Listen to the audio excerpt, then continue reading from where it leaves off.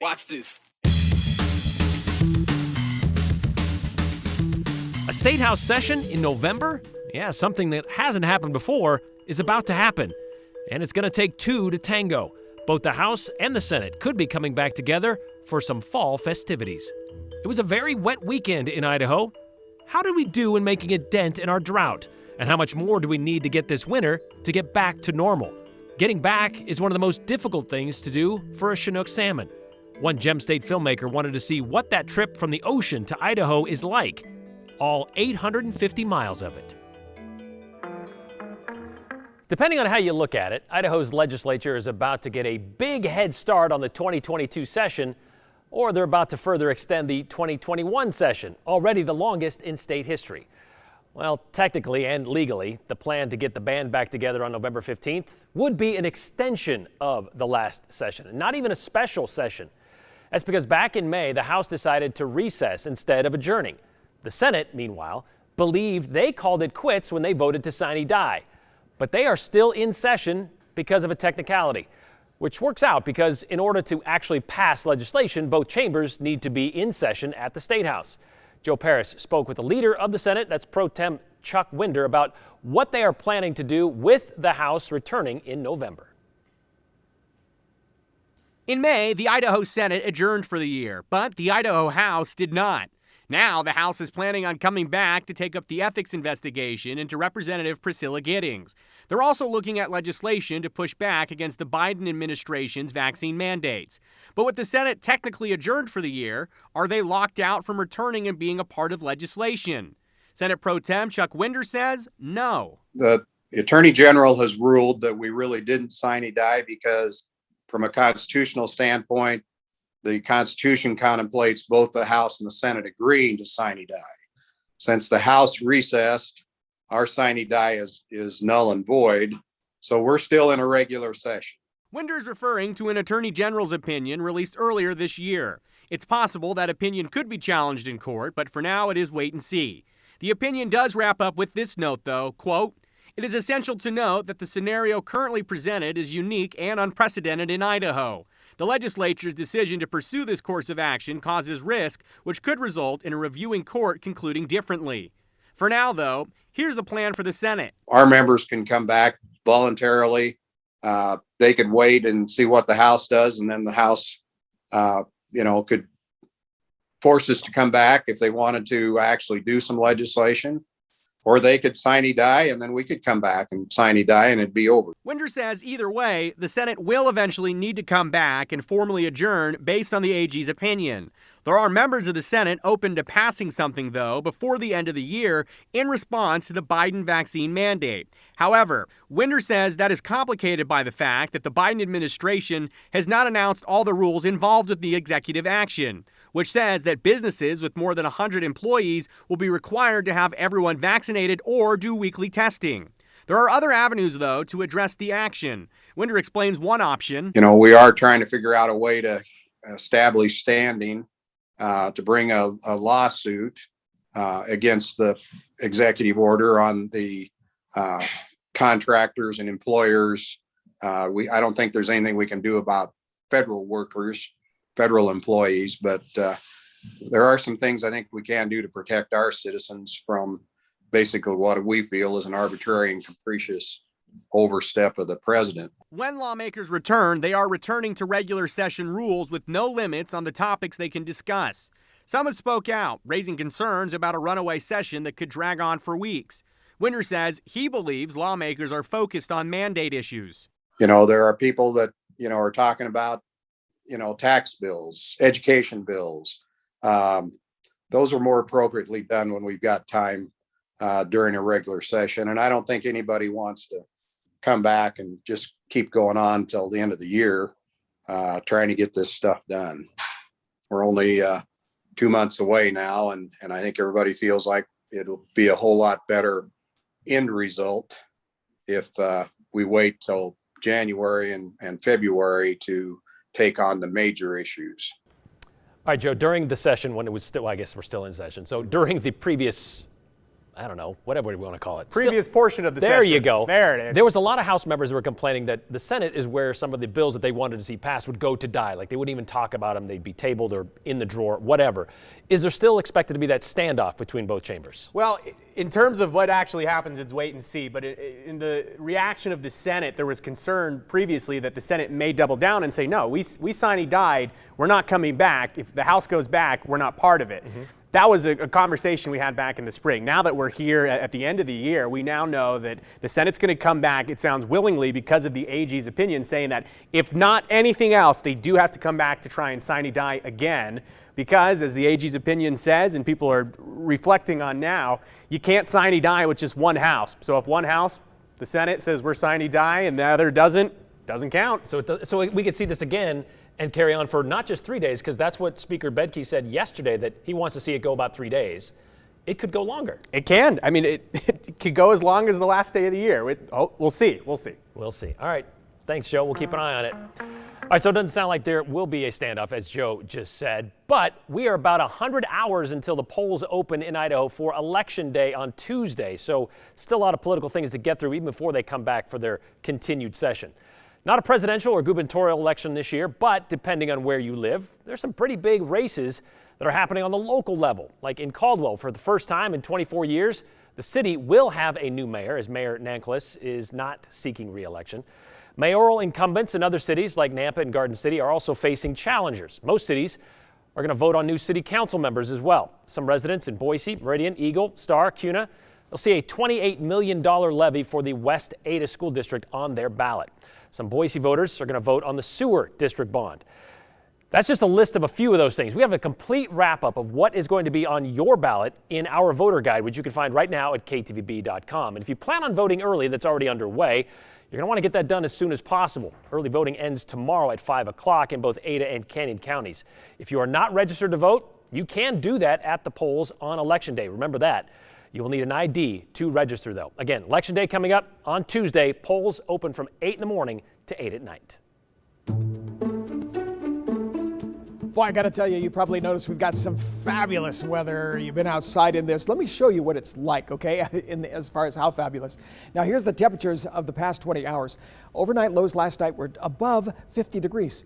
This time of year, the average is usually about 37, okay? We get up in the morning, we go, man, it's cold out there. And it's starting to get colder, but we haven't seen that. We've got some mild mornings, afternoon highs. They're a little over 10 degrees above the average as well as you get into the upper 60s for the afternoon. So it is looking pretty good. And the high temperatures that we had for today are right around some spots 70. What with Ontario? Nampa, 72 degrees. Those temperatures really were up there this afternoon. You see the beautiful sunny conditions. If you're going to spend time outside tonight, look at this. Temperatures are going to be dropping, but still, we're right around 60 degrees for most of the evening. So hope you enjoy that, because that's what's going to be coming up tonight before we cool down only into the 50s for tomorrow morning. Mountains have had some high clouds. They've had a few showers, but we haven't seen anything like that here through the Southwest Valley. There is another storm. This one's going to push to our north. And we had a slight chance for Friday night here in the valley. Still watching that closely, but it looks like most of that is pulling to our north. Next storm is this one, which is actually after Sunday. So that puts our temperatures somewhere into the, we'll actually start pushing some moisture into here after Sunday, getting into Monday, and our temperatures are going to cool down from some of these highs that you see through here. So Sun Valley up to 54. As we get over here, you see McCall 55, nearly 60 in Donnelly tomorrow. Look at this, another day where temperatures are up around 70 degrees. And when we take a look at this 7-day forecast, wow. Well, it cools down into Monday and Tuesday of next week. That's when we could see some showers. All right, early look at the weather, and here's why. Because you just heard Rick say it's going to be a nice weekend in the Treasure Valley. Warm temperatures, unlike last weekend when we started getting soaked from a worn-down bomb cyclone that was hovering over southern Idaho for a few days. Whether you like the rain or not, you have to know it was much needed here in southern Idaho, considering a record-breaking drought year. But was it enough to pull us out of these extreme drought levels? Katya Stepovic found out.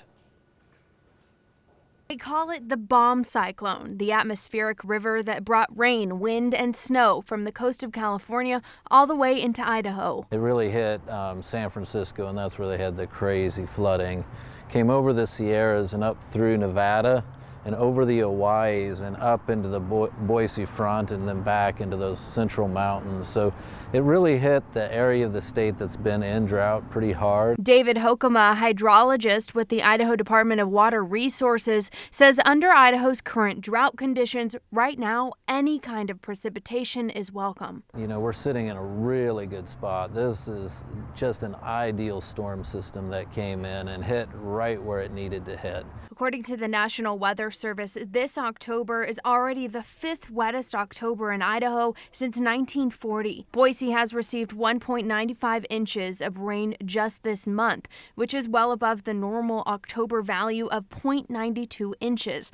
But with the reservoirs near record lows for this time of the year, Hokema says this water year, which started October 1st, needs to bring 120% of normal precipitation. We're going to need, you know, on the Snake and the Boise more than average, because right now the reservoir systems were brought down to about 10% of their content, and it takes, you know, more than an average year to restore your reservoir system. Southeastern Idaho hasn't seen quite the level of precipitation, and northern Idaho up in the Palouse is still really dry. While the recent storm is an optimistic start to the water year, he says we have got a long way to go. Yeah, the soil moisture at the Snowtell sites in the Big Wood River and the Little Wood, we're seeing the soil moisture come up, which is awesome. It means that if we can get some snowpack now on top of that, those wet soils, they'll have a much more efficient runoff. And last year, the runoff efficiency was terrible. A La Nina year is predicted, which is typically good because they tend to bring above average snowpacks. But there's a catch with this one. We've had 4 back-to-back La Ninas, and the following La Nina has always been drier than the one before. And since our last La Nina was just under average, if that pattern continues, we'll be in for another year of drought. Hopefully that pattern breaks, and if it does, we'll be really thankful, but right now there's a lot of concern. The 5-day precipitation totals measured 3 to 4 inches at several locations in the Boise Mountains, which fed streams in the Boise River Basin. The only hope is that that continues. I would just encourage people not to get too excited as they see another atmospheric river come in. It's what we need to see and what we're really hoping to see, but it's going to take 2 or 3 of these big atmospheric rivers to really turn the situation around. For some perspective, 2016, when we called it Snowmageddon, that was a La Nina year, Katya. You weren't here yet, but you'll learn about it, I'm sure. But heard all about it. Yeah, the question that we have, though, okay, so 3+ days of rain, was that really enough to do much for our drought? It did a little bit, and I want to show that in detail. And we have a graphic right here of the drought conditions in Idaho. And take a look at this. This was last month, and you can kind of see 100% of Idaho abnormally dry, but the real change here was the exceptional drought, and that's that kind of dark maroon color in central Idaho. Take a look at the difference in just 1 month. We go to the current, and it's just kind of shrunken a little bit in central Idaho. So it went from 23% of exceptional drought to 14%.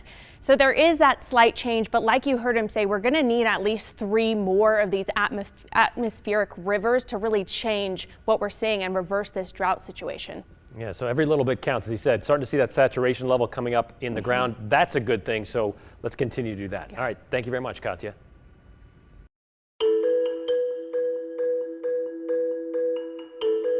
For 850 miles, she watched and documented as thousands of salmon tried to swim from the Pacific Ocean to central Idaho, only to see a few dozen actually complete it. Now she's sharing her journey and theirs. No need to travel any distance to see the 208 or even connect with us. It's pretty simple. It's on your phone all the time. In fact, here's our number. Feel free to text us anytime. 208-321-5614. You can send us your questions, your story ideas, and even your comments about the show. Just make sure to include your name and the hashtag #the208.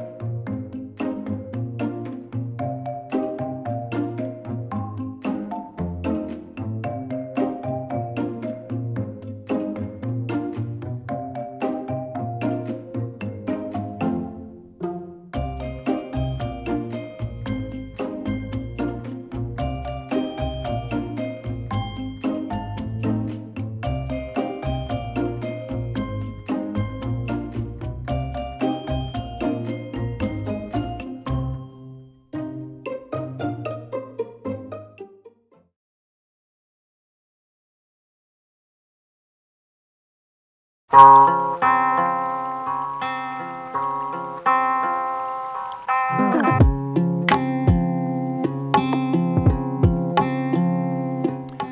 loves a fish story, right? Well, the plight of the Pacific salmon has already been told in so many ways.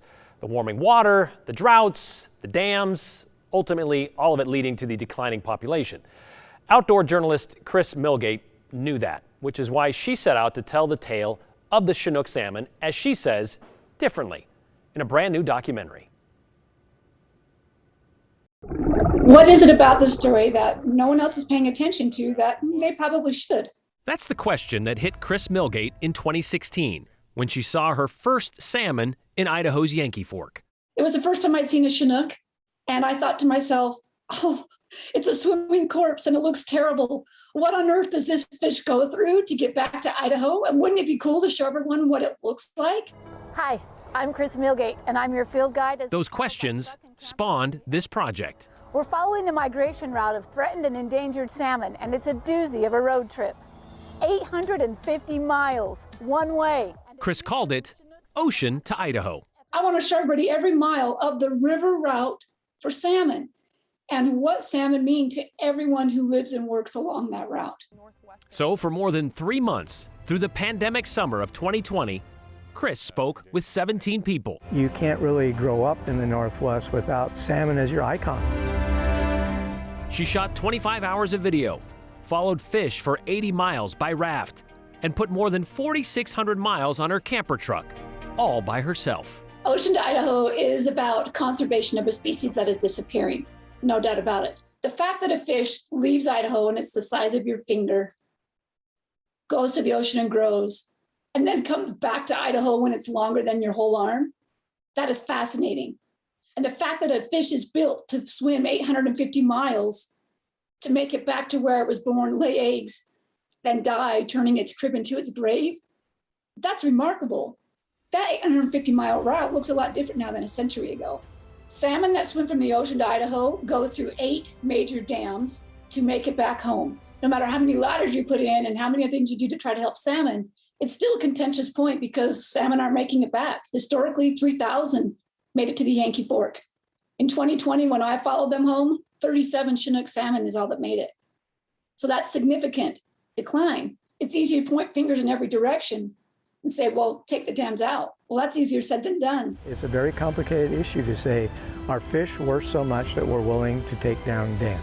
You have to realize what's at stake when we do that, but you also have to realize what's at stake if we leave them in. As a journalist, as a filmmaker, what did you take away from this? Never give up. Never give up on the wild. Never give up on yourself. I had busted cameras by mile 200. I had bruises by mile 500, stitches in 4 places by mile 800. It's a humbling experience to witness something that impressive. It's also humbling to show up at the finish line with stitches in 4 places and a camera held together with duct tape. I can't imagine you expect to solve all the problems, answer all the questions. What do you want people to take away from this documentary that you put together? Is an awareness of our natural resources. The wild is trying to make its way with us in the way. That's part of it. And then as the education level advances, that's when you get into the weeds on, okay, what are we going to do to bring these fish back? Now we know they're there. Now we know they're moving. Let's try to tackle this complicated issue of figuring out how to bring back the population. You heard Chris say of the 3,000 that usually return to the Yankee Fork, only 37 salmon made it back during the summer of 2020, which explains how she couldn't follow and tell the story of just one fish. The odds of that one fish not completing the journey were pretty high. Chris is based in Idaho Falls, where she took that 25 hours of video and in 7 months whittled it down to about a 26-minute documentary, which will be shown tonight at the Egyptian Theater in downtown Boise. And Chris will be on hand for the screening. If you'd like to check it out for yourself, showtime is at 7.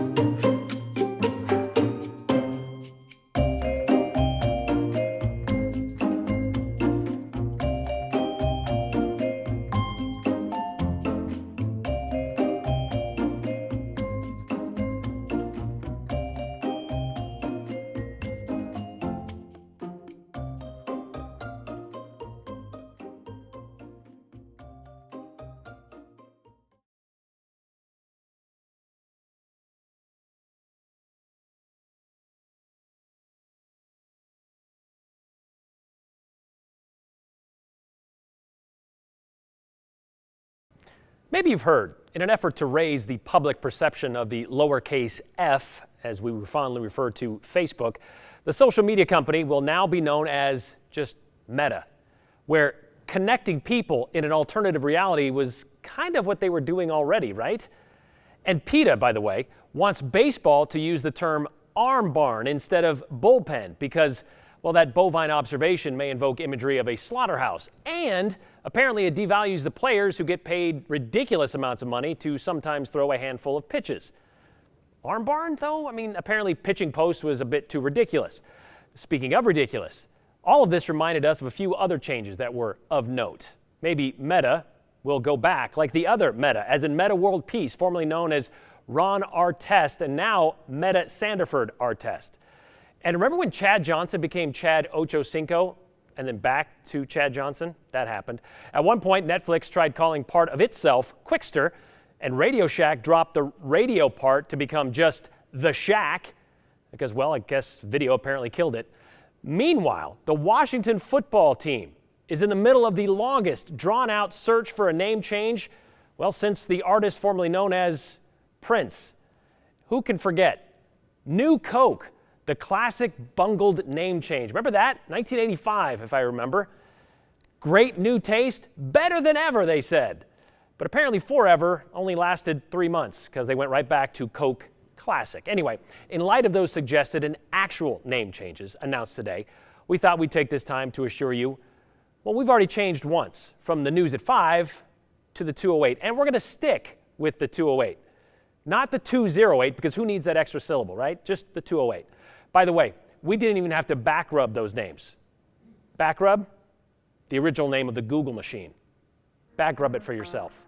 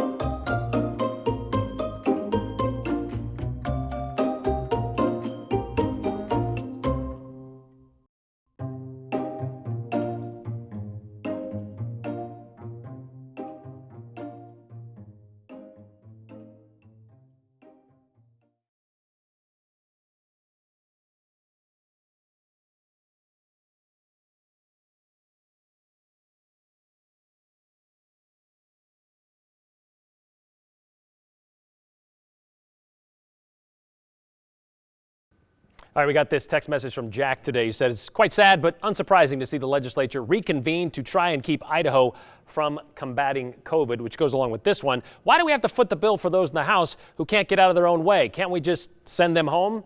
Ask Susan in Meridian. You can. At the ballot box, when the election comes up, you can send them home.